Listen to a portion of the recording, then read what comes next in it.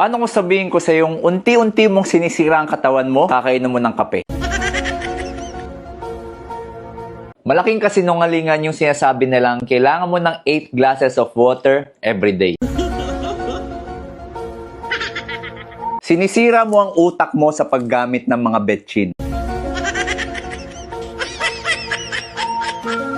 Kung akala mong healthy ang mga matcha, pakinggan mo tong sasabihin ko. Alam mo bang mas lalo mong sinisira ang mukha mo sa paggamit ng mga pimple patch?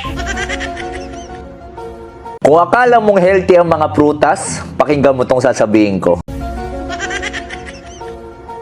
Kung iniisip mong healthy ang mga oatmeal, may kailangan kang malaman.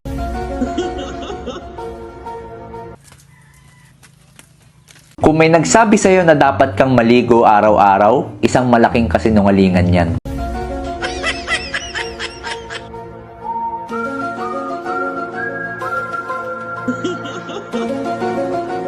Tinatanggalan mo ng sustansya ang katawan mo dahil sa maling tinapay na kinakain mo. Oh, kakain ka na naman sa gabi. Tataba ka talaga niyan. Hindi mo to napapansin sa ngayon, pero unti-unti mong sinisira ang puso mo kakagamit ng air fryer.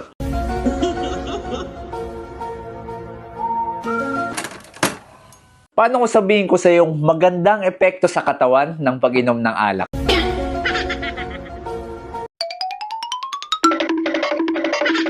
Alam mo bang mas mabilis mababawasan ang timbang mo pag di ka kumakain ng carbs?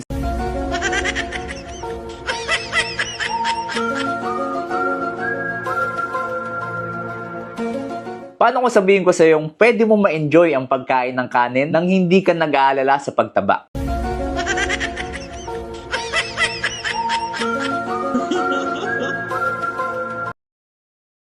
Kung ganito ka dumampot ng bagay sa sahig, magpaalam ka na sa likod mo.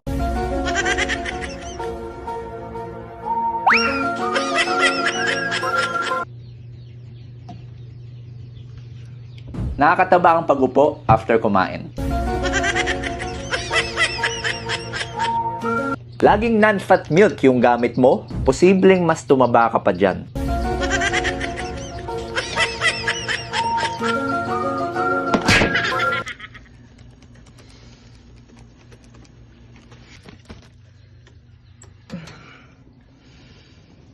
Alam mo bang mas mabilis kang tatanda kung lagi kang naka-aircon?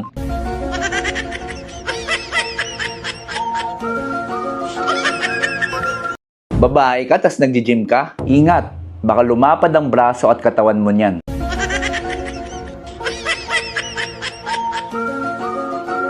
Kung akala mong healthy ang mga yogurt, magdalawang isip ka na.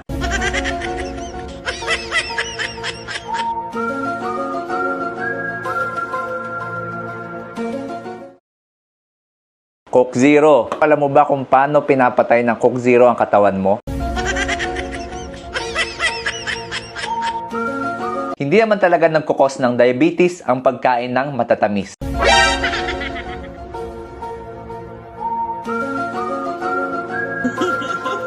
Hindi naman talaga nagkukos ng diabetes ang pagkain ng matatamis.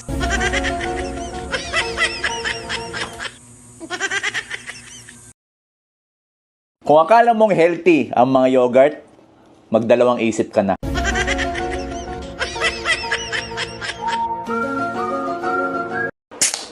Coke Zero. Alam mo ba kung paano pinapatay ng Coke Zero ang katawan mo?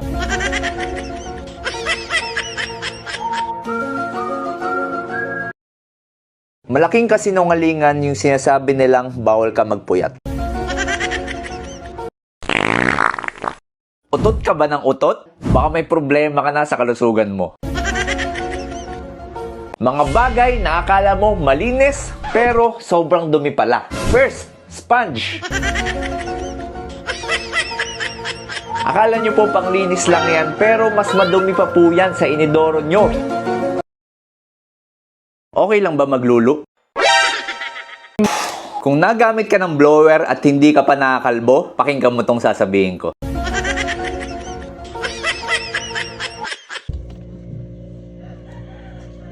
Gatorade o Pocari? Isa dito ang pwede makasira sa katawan mo.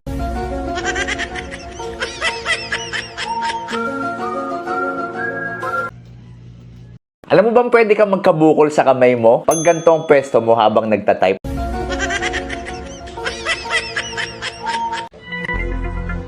Kung araw-araw kang nagme-makeup, kailangan mo na yung bawasan ngayon pa lang. Kung ganito ang pwesto mo sa pagtulog, magpaalam ka na sa lalamunan mo.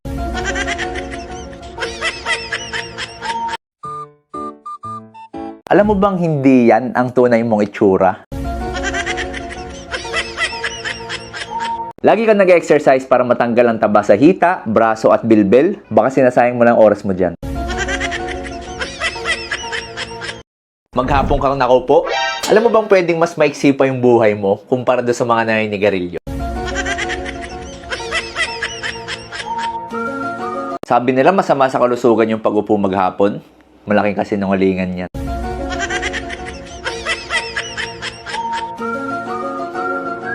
Alam mo bang pwede lumaki ang junjun mo pag nag-quit ka sa pagbe-vape?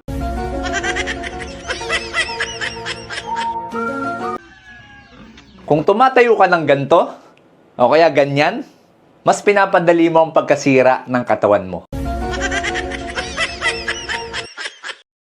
Kung mahilig kang magwalis at magpunas ng bahay nyo, may kailangan kang baguhin.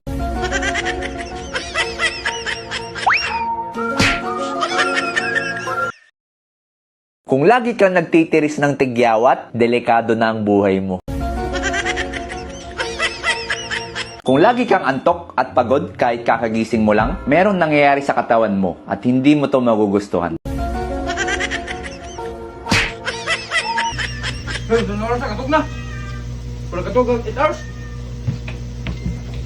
Kung may nagsabi sa'yo na kailangan mo matulog ng 8 hours kada araw, niloloko ka lang nila.